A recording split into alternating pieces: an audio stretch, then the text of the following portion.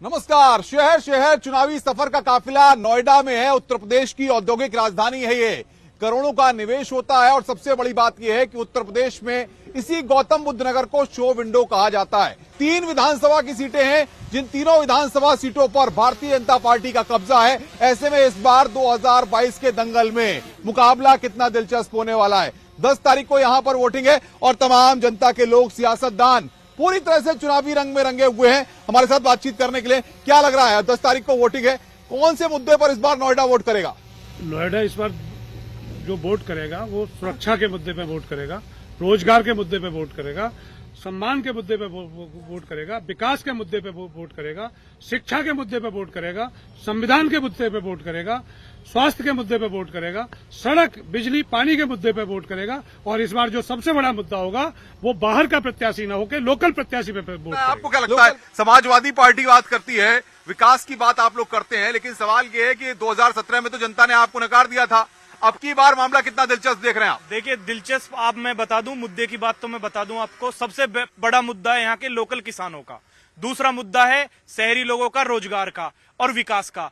आप जिस जगह पे खड़े हैं, ये भी आदरणीय अखिलेश यादव जी ने कार्य इसका कराया था। सामने एलिवेटेड रोड है, ये भी अखिलेश यादव जी ने बनवाया था। अस्पताल यहाँ का नोएडा में सबसे आलीशान जो सरकारी अस्पताल है वो भी अखिलेश यादव जी ने बनवाया था। विद्यालय एलएलबी की अखिलेश यादव जी ने राजकीय कॉलेज में एलएलबी के लिए बिल्डिंग बना दी, मगर भाजपा सरकार में आज तक उस बिल्डिंग में एलएलबी के टीचर भी अवेलेबल नहीं हो पाए हैं। तो ये तो भाजपा सरकार का इतना माइंडसेट है कि वहां पे बच्चों को पढ़ाने के लिए, एलएलबी के पढ़ाने के लिए आज तक टीचर भी अप्लाई नहीं कर पाए। क्या लगता है, सूरत बदली है नोएडा की? कुछ भी नहीं बदला है इस बार तो, बस अखिलेश यादव आ रहे हैं और कोई बाकी कुछ भी नहीं है यहाँ पे। चलिए, बात हो रही है अब भाजपा क्या कह रही है। 3 सीटें 2017 में आपके पास थी, 2022 में पंकज को एक बार दोबारा नोएडा से उतारा गया है, धीरेन्द्र को जेवर से उतारा गया है, और अगर बात करें तेजपाल नागर की तो उनको दादरी से बीजेपी ने प्रत्याशी बनाया। कितना मुकाबला मानते हैं इस बार? देखिए, ऐसा है कि जनता तय करेगी। इस बार भाजपा 300 पार है, ये दिख चुका है। आपने पिछले चुनाव में भी देखा था कि जो जितना crime free Noida, crime free Uttar Pradesh माननीय मुख्यमंत्री जी ने दिया है, आज माताएं बहनें सुरक्षित महसूस कर रही हैं। आपने केरला में भी देखा, जहां में भी देखा, उन्होंने ये बोल दिया है कि इस बार भाजपा 300 पार है और जनता मूड बना के बैठी हुई है। 10 फरवरी को आप देख लेना, माननीय पंकज जी कम से कम 2 लाख वोटों से नोएडा से विजयी होंगे। क्या लगता है आपको? ये कह रहे हैं कि 2 लाख वोटों से जीतेंगे। देखिए, ऐसा है, आंकड़ों और भाषणों में भाजपा काफी आगे है। नारेबाजी करना इनका काम है, सारे नारे इनके खोखले होते हैं। मैं पहली चीज बताना चाहता हूं कि अगर आप मुद्दों की बात करें तो इसी नोएडा से बेटियों के कंधे पर पिता की लाश देखी गई है।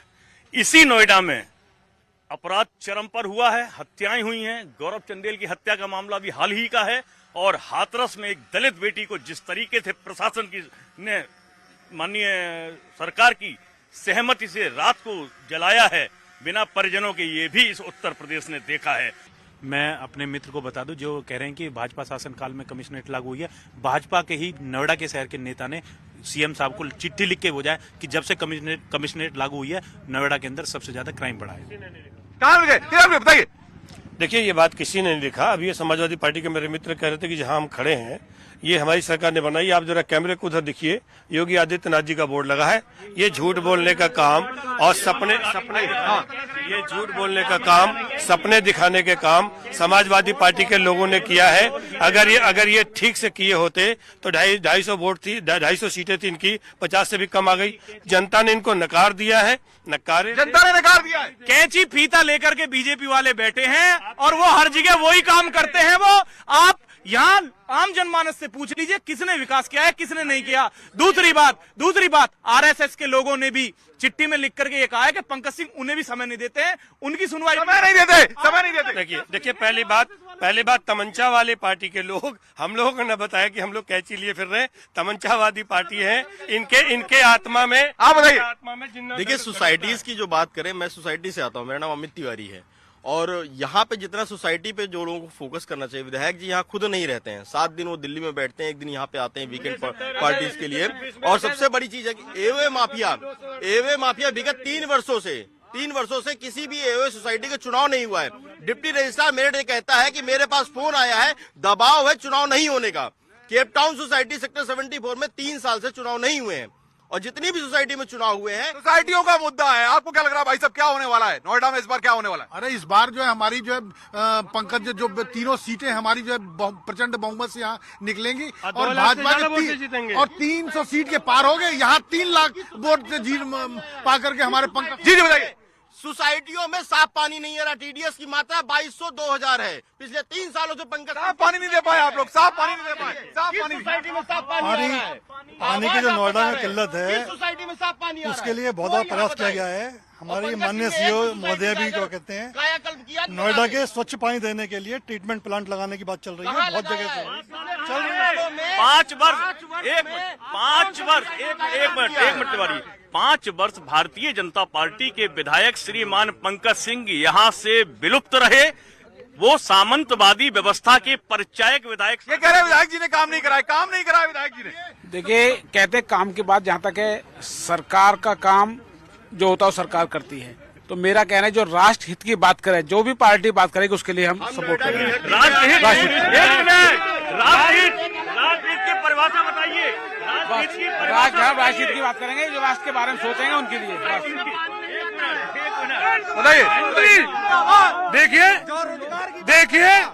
देखिए यहाँ के फ्लैट बायर्स ने पैसे ले लिए गए, बैंक से लोन लेके उन्होंने पैसे दे दिए, उनकी रजिस्ट्री नहीं हो रही, धारा 10(10) नहीं हट रही। मेरे भाई कह रहे हैं कि विधायक जी यहाँ रहते हैं, 4 महीने तक किसान नोएडा अथॉरिटी के गेट पे बैठा रहा। गृह मंत्री कहते हैं मैं 10 दिन किसान आंदोलन में जेल में रहा। किसानों को इनकी रणनीति मैं बताता हूं। पहले किसानों को जेल में भिजवाया, आंदोलन तोड़ दिया जाए, फिर जब 4 महीने हो गए आचार संहिता लगने, ये कह रहे हैं। देखिए, पहली बात तो इनके बोलने की नैतिकता नहीं है, क्योंकि इसलिए नहीं बोल सकते कि इनका मुख्यमंत्री जो था वो डरपोक था। जब तक वो पूरे 5 साल मुख्यमंत्री रहे, एक बार भी नोएडा नहीं आए। और हमारे मुख्यमंत्री जी हर बार नोएडा आए, जितनी बार कहे उतने बार। एक मिनट शांत हो जाइए। इतनी हिम्मत होती तो अपने मुख्यमंत्री काल में नोएडा में एक बार भी नहीं रहे। और माननीय हमारे योगी जी अपने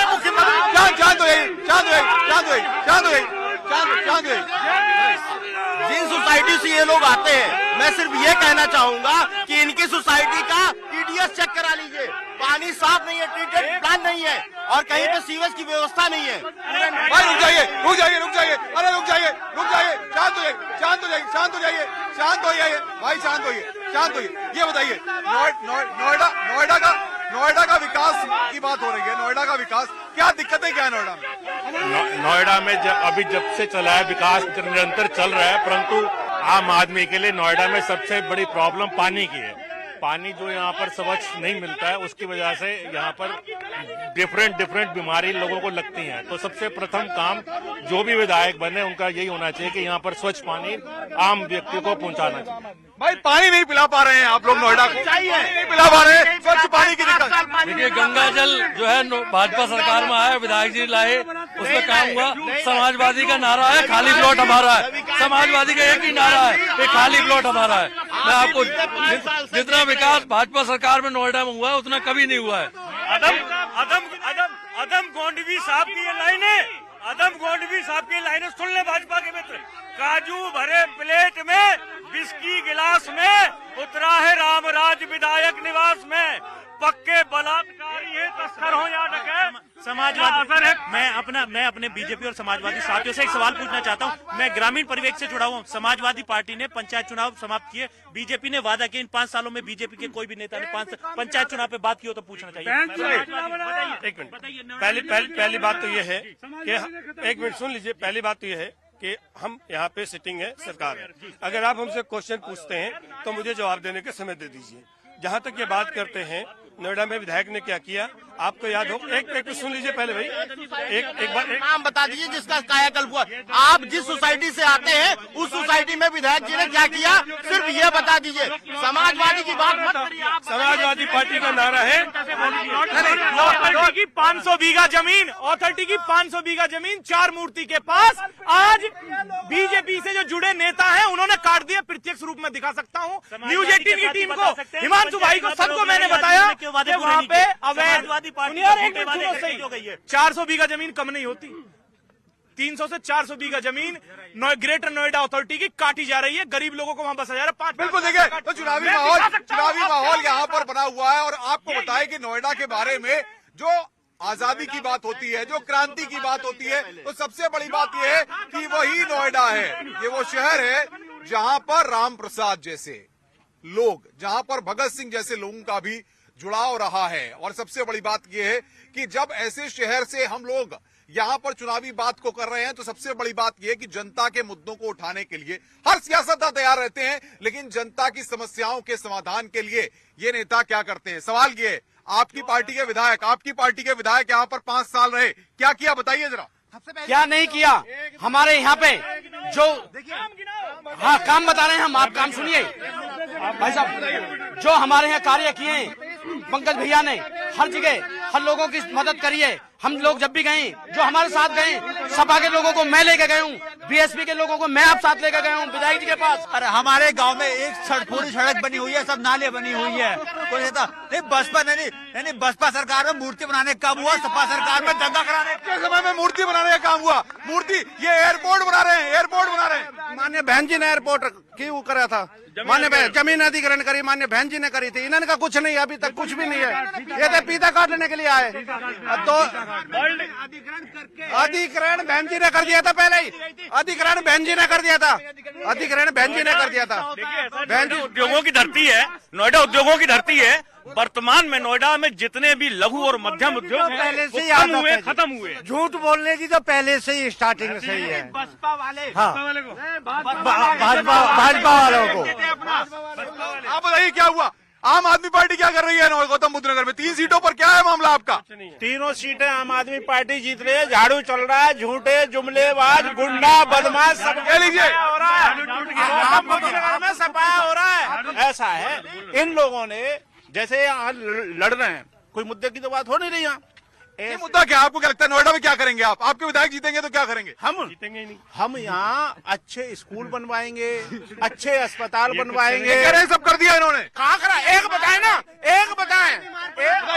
देखिए पहले इनसे बोलिए। मैं तो कह रहा हूँ, मैं कह रहा हूँ ना भाई, मैं कह रहा हूँ आपके पास समय है, चलो आप 2017 से पहले के स्कूलों के फोटो देख लो और आपका देख लो।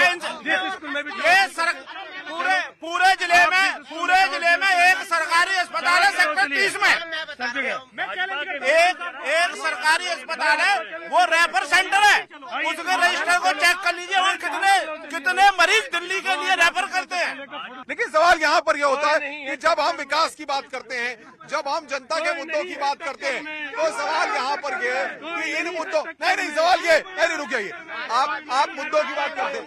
नहीं ये लोग यही करते हैं। अब आप मुझे बताइए, सुनिए, ये विचारधारा की लड़ाई, एक तरफ अखिलेश यादव जी हैं जो ऑस्ट्रेलिया से पढ़ लिख कर आए हैं, दूसरी तरफ माननीय योगी जी हैं जो गांजा पी के रहते हैं। अब आप बताओ, अपने बच्चे को गांजे के पास भेजोगे? नहीं, किसी इस तरह की टिप्पणी मत करिए, इस तरह की टिप्पणी नहीं, इस तरह की टिप्पणी भाषा। देखिए ये आज से नहीं, इनके नेता भी ऐसे बोलते हैं। आज अखिलेश जी का बयान आया है कि पाकिस्तान हमारा दुश्मन नहीं है। अरे भैया, इंडिया की हालत देख लो, पाकिस्तान हिंदू मुस्लिम लोकल में लड़ाने का ही काम करोगे, जीवन भर लड़ाने का काम। ये जिन्ना के अनुयायी है, जिन्ना की भाषा बोलते हैं।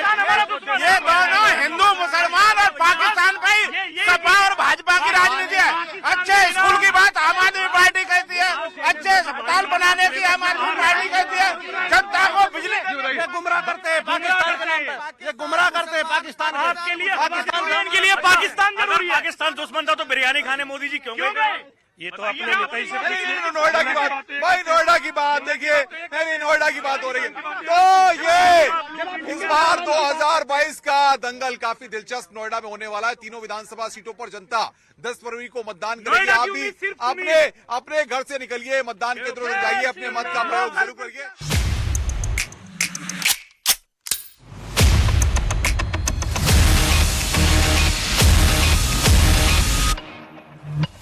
शहर चुनावी सफर का काफिला नोएडा में है। बातचीत करने के लिए भारतीय जनता पार्टी के प्रत्याशी पंकज सिंह हमारे साथ हैं।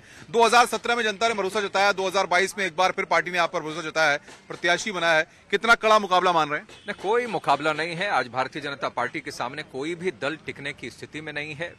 और और स्वाभाविक रूप से जो लोग श्री रामचंद्र जी के अस्तित्व पर सवाल उठाते हैं वह आज भारतीय जनता पार्टी के सामने, राम भक्तों के सामने कैसे खड़े हो सकते हैं। तो कहीं पर कोई मुकाबला ही नहीं है, भारतीय जनता पार्टी विजयी होगी।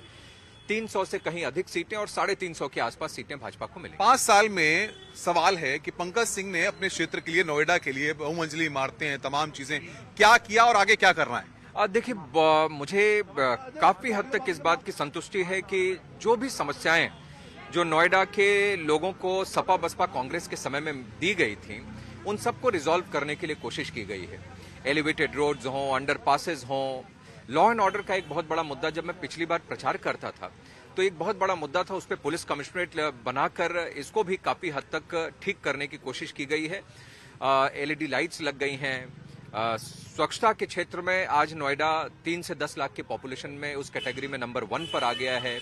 तो बहुत सारी उपलब्धियां हैं। प्राधिकरण में ट्रांसफर पॉलिसी लागू हुई, वरना जो लोग बैठे हुए थे वो बैठे ही रहते थे, कोई डर भय नहीं था।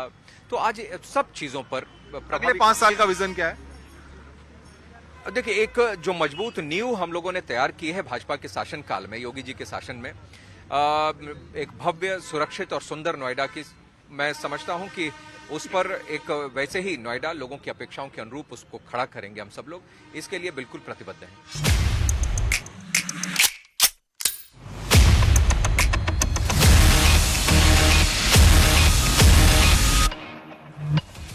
शहर शहर चुनावी सफर में हम नोएडा में हैं और इस वक्त हमारे साथ बातचीत करने के लिए बीएसपी के यहां पर प्रत्याशी कृपाराम शर्मा जी हैं। कृपाराम जी, चुनावी दंगल में आप टाल ठोक रहे हैं, मुकाबला आपका किससे मान रहे हैं आप? देखिए, जब जनता अपना प्रतिनिधि चुनती है तो इस भरोसे के साथ चुनती है कि उनके दुख में, दर्द में, मुसीबत में, जरूरत में विधायक उनके साथ खड़े होंगे। लेकिन पिछले 5 वर्षों में उत्तर प्रदेश की 403 विधानसभाओं में नोएडा क्षेत्र 61 के लोग इतने अभागे रहे कि हमारे विधायक जी कभी जनता के बीच नहीं आए।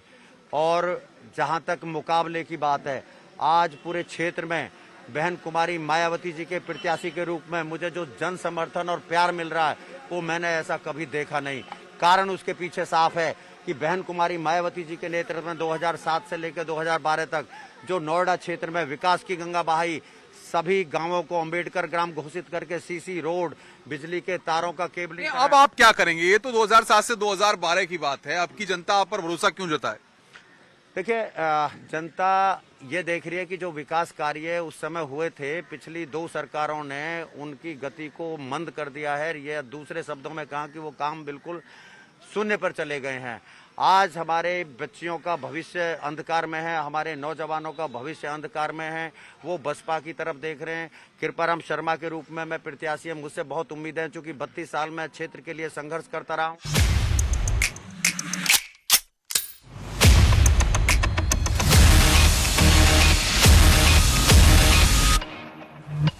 बातचीत करने के लिए समाजवादी पार्टी और रालोद के प्रत्याशी सुनील चौधरी हमारे साथ है, चुनावी दंगल में ताल ठोक रहे हैं। सुनील जी, इस बार का मुकाबला कैसा देख रहे हैं? बहुत अच्छा देख रहे हैं। समाजवादी पार्टी की आंधी चल रही है, पूरे उत्तर प्रदेश में समाजवादी पार्टी सरकार बनेगी। क्या लगता है इस बार का मुकाबला जो है किससे है? मुझे तो लगता है इस बार मुकाबला किसी से नहीं है, क्योंकि आप भीड़ देख लीजिए। किसान जाग चुका है, गरीब जाग चुका है, मजदूर जाग चुका है। उन्हें कसम खा ली है अब की बार आदरणीय अखिलेश यादव जी को सरकार बनाएंगे, उन्हें मुख्यमंत्री बनाएंगे।